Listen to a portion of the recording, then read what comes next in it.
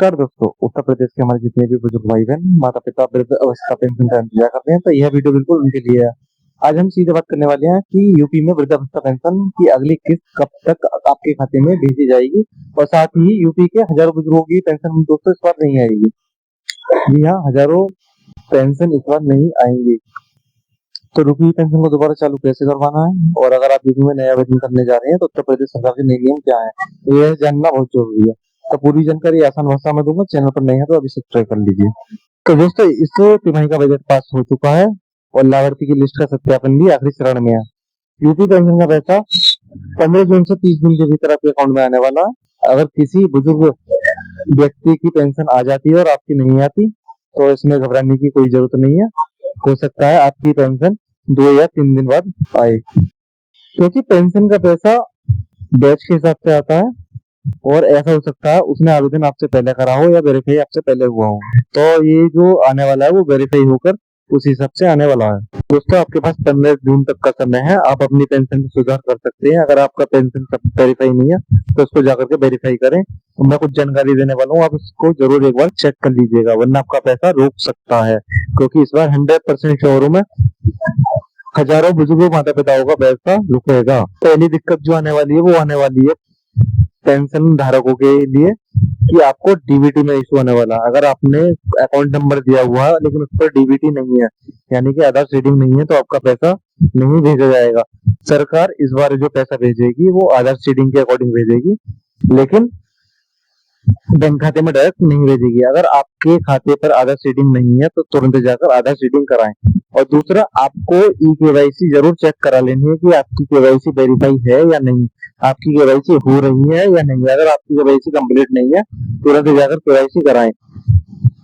दोस्तों, इसी बीच एक खुशखबरी भी आपको सुनने को मिल सकती है। जो आपको 1000 रुपए महीने मिला करते थे, हो सकता है वो 1000 ना मिलकर अब 1500 रुपए महीने, यानी कि 4500 रुपए महीने की 4500 रुपए 3 महीने की आपकी किस्त आए, क्योंकि सरकार इस बार 500 रुपए महीने बढ़ा सकती है। सरकार बिना केवाईसी के इस बार 1 रुपया भी किसी के खाते में नहीं भेजेगी, और बिना आधार सीडिंग के आपके खाते में पैसा ट्रांसफर नहीं होगा। अगर आपने खाता दिया हुआ है उसमें पैसा नहीं जाएगा अगर आधार सीडिंग नहीं है। तीसरा, रिजेक्ट स्टेटस चेक कर ले भाई।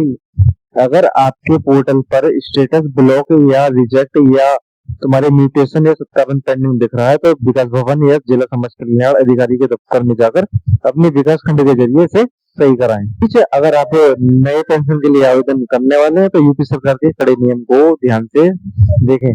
जैसा कि आप स्क्रीन पर देख पा रहे हैं, आवेदक की उम्र 60 वर्ष या उससे अधिक होनी चाहिए।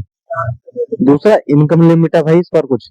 ग्रामीण क्षेत्र यानी कि गांव के लिए सालाना पारिवारिक आय 46,080 से कम होनी चाहिए, उससे अधिक नहीं होनी चाहिए। साथ ही शहर क्षेत्र के लिए यानी कि शहरी क्षेत्र के लिए 56,460 रुपए से अधिक नहीं होनी चाहिए, उससे कम ही रहनी चाहिए। तहसीलदार द्वारा जारी आय प्रमाण पत्र ही लगाएं, और आय प्रमाण पत्र आपका 3 या 4 महीने के अंदर बना हुआ होना चाहिए। अगर यह 6 महीने से पुराना है तो इसको दोबारा बना लेना। तीसरा, दस्तावेजों में एक ही नाम, एक ही डेट ऑफ बर्थ होनी चाहिए, यानी कि आपके आधार कार्ड, बैंक पासबुक और पहचान पत्र में नाम और जन्म तिथि बिल्कुल समान होनी चाहिए। और दोस्तों, जिसके समझ में आधार सीडिंग या डीबीटी का मतलब समझ नहीं आया, तो मैं बताना चाहूंगा, आधार सीडिंग और डीबीटी का मतलब लगभग एक ही होता है।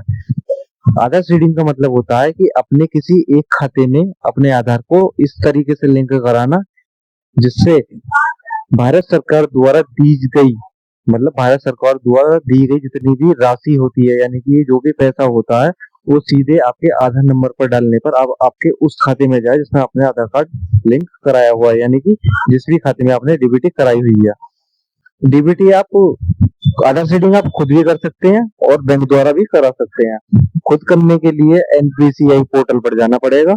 अगर आप खुद नहीं कर सकते तो सीधे बैंक के मैनेजर के पास जाएं, उनसे कहें कि मुझे अपना आधार सीडिंग कराना है ताकि मुझे सरकारी योजना का लाभ मिल सके। साथ ही दोस्तों, अगर आपको यूपी पेंशन का स्टेटस चेक करने में भी कोई दिक्कत आ रही है तो मुझे नीचे कमेंट में मैसेज करें, मैं आपकी पूरी मदद करना चाहूंगा।